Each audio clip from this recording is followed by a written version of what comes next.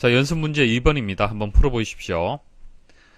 자, 처리 조건 한번 보도록 하죠. 1차원 배열에 임의의 정수 17개를 입력받는다. 자, 배열은 첨자 1부터 해서 17까지 그렇게 이용을 할 거고요.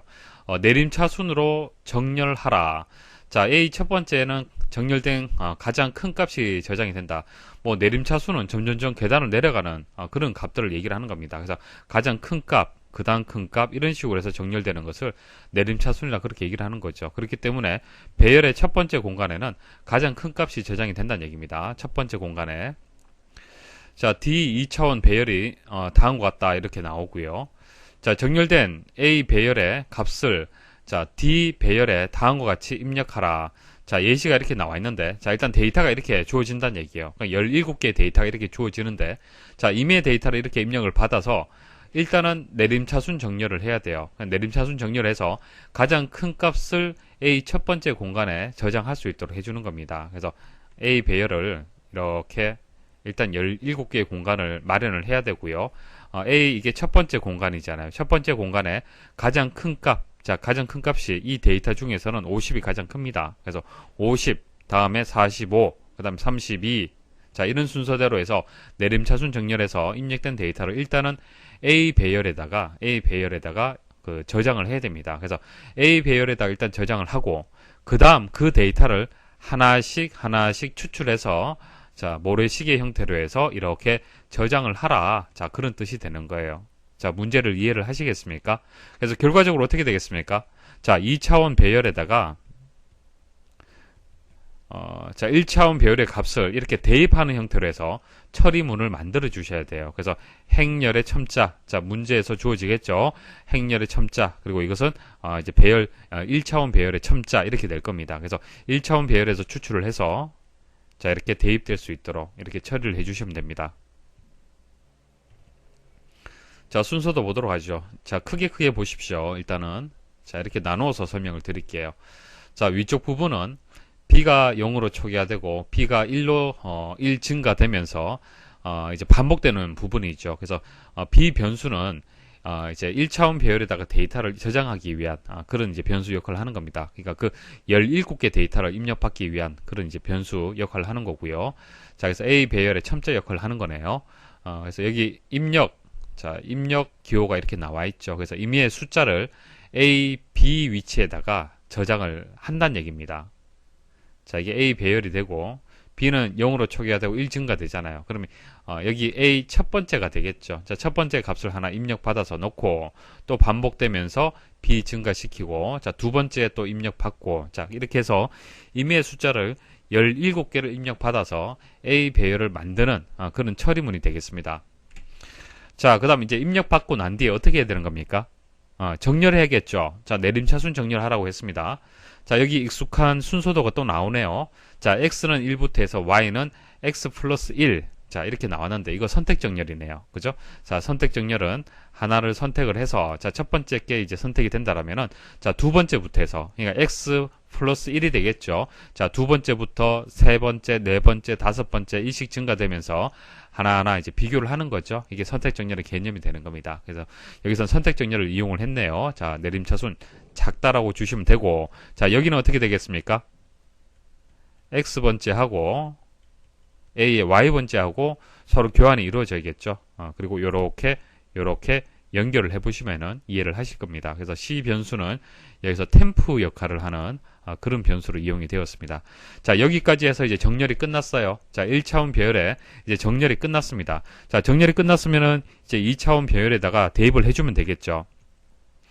이는 1로 초기화를 했네요. 자, 이는 1차원 배열의 첨자 역할을 하는 겁니다. 그렇기 때문에 이제 1, 2, 3, 4, 1씩 증가되는 처리문이 있어야겠죠. 자, 이렇게 들어왔고요. 자, 그 다음 H는 3으로 초기화를 했는데 H는 여기서 사용이 되었네요. 그래서 3이 되겠습니다. 그래서 G하고 I가 자, 이거 행열, 자, 행열을 뜻하는 거예요. 2차원 배열에서 행열을 뜻하는 거고요. 그래서 세 번째 행까지 여기서 처리가 되겠네요. 자, 근데 우리가 뭐 다이아몬드가 되든 모래시계가 되든 보통 행렬의 반복 구조가 한 세트만 있으면은 처리가 가능했었습니다. 그래서 열의 규칙을 시작을 L이라고 하고 자 종료되는 것을 H라고 하면은 1이라고 주고 L과 H의 어떤 규칙을 가지고 처리를 했었죠.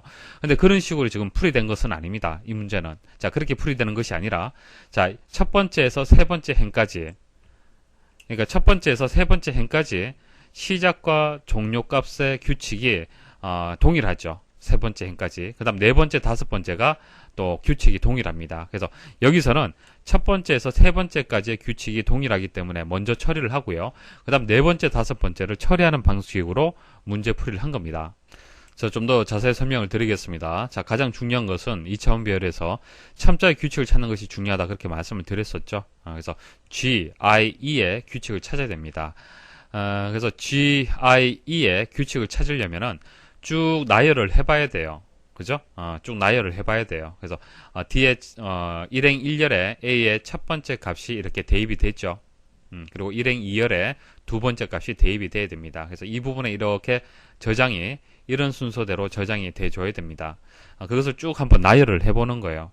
자, 이렇게 나열을 하게 되면 규칙이 이제 보이게 됩니다.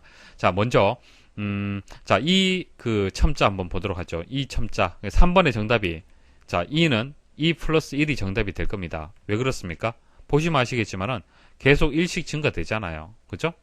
자, 그런 구조로 되어 있기 때문에 2는 2 플러스 1이 되는 거예요. 그리고 아래쪽에 보시면은 동일하게 이렇게 되어 있습니다. 자, 그리고 5번도 자, 이게 정답이 되는 거예요. 왜 5번에 이게 정답이 되는지는 이제 조금 전 말씀드렸다시피 이 반복 구조하고 이 반복 구조의 차이점은 이거는 1행에서 세 번째 행까지, 이건 네 번째에서 다섯 번째 행까지 처리하도록 그렇게 구조가 만들어져 있습니다. 그래서 여기 반복 구조 내에 있는 처리문들은 일단 동일해요. 자, 그러면 이제 첨자의 규칙을 한번 하나하나 분석을 해보겠습니다. 자, 쭉 나열을 하게 되면 이렇게 나열이 될 거고요.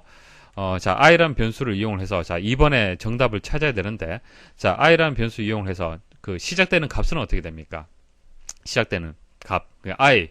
자, i가 여기서 1, 2, 3, 4, 5가 되고, 그 다음 2, 3, 4, 그 다음에 3, 이렇게 되잖아요. 그죠? 자, 시작값이 어떻게 됩니까?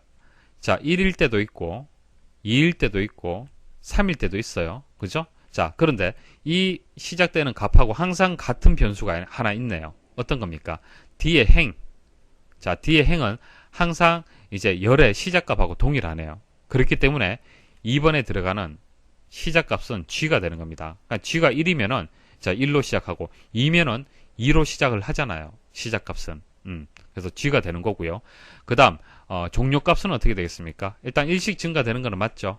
자, 1. 자, 여기서 1, 2, 3, 4, 5. 자, 2에서 3, 4 이런 식으로 일씩 증가가 됩니다. 그래서 종료값을 찾아야 되는데 자, 종료값은 어떻게 됩니까? 여기 보시면은 5. 자, 다섯 번째, 네 번째, 세 번째 이렇게 되잖아요. 그죠? 자, 5, 4, 3이 되는 거예요. 자, 다시 자, 5, 4, 3이 되는데 자, 이것도 규칙 변수, G변수 이용해서 우리가 규칙을 찾은 적이 있었죠.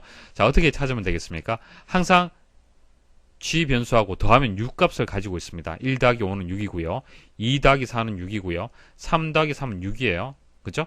그래서 5, 4, 3이라는 이 변수를 표현을 할 때 6 빼기 G를 하게 되면은 자, 6 빼기 G 해서 규칙을 찾게 되면은 이제 여기 이제 종료값을 구할 수가 있는 겁니다. 그래서 여기서 G 값이 1이 되기 때문에 6 빼기 1을 하게 되면 5가 되고 자, 6 빼기 2를 하게 되면 4가 되고 6 빼기 3을 하면 3이 되는 거잖아요. 그죠? 자, 그래서 G 시작은 G가 되고 종료는 6 빼기 G가 되는 겁니다. 그래서 2번은 그렇게 답을 찾아주시면 되고 자, 3번은 구했고요. 자, 4번 한번 보도록 하죠. 4번은 어떻게 될까요? 자, 이거 뭐, 네 번째부터 해서 다섯 번째까지 일씩 증가된다. 이렇게 주면 되잖아요. 그죠? 이렇게 주시면 되고, 이렇게 하는 방법이 있고, 또, 여기서 변수를 이용해서 구하는 방법이 있습니다. 자, h 플러스 1부터 5까지 일씩 증가된다. 그럼 h가 3으로 초기화가 되었잖아요. 그죠? 그래서 3까지 반복 수행을 했고요. 자, 3까지 반복하고 그 다음에 h 플러스 1 그러니까 네 번째부터 해서 여기서 반복이 이루어져야 되는 거잖아요. 그죠? 행의 위치가 그래서 h 플러스 1이다 라고 해도 되고요. 4라고 해도 됩니다. 자, 모래시계를 구하는 방법이 한 가지만 있는 것은 아니죠. 이렇게 다양한 방법이 있는데요. 자, 중요한 것은 배열의 첨자, 행과 열의 규칙을 찾는 것이 중요한 겁니다. 자, 어차피 이 문제도 첫 번째에서 세 번째 행까지의 어떤 처리하는 규칙과 네 번째 행부터 다섯 번째 행까지의 어떤 처리하는 규칙이 다르기 때문에 이렇게 분리한 거예요. 자, 이렇게 해서 이제 접근을 한 겁니다. 그래서 일단 행과 열의 규칙을 일단 이해를 하게 되면은 문제가 응용이 된다 하더라도 1시간 정도 고민하면은 답을 찾을 수 있어요. 아시겠습니까? 자, 이번 시간은 여기까지입니다. 자, 디버깅 꼭 하시고요. 마무리 잘 하십시오.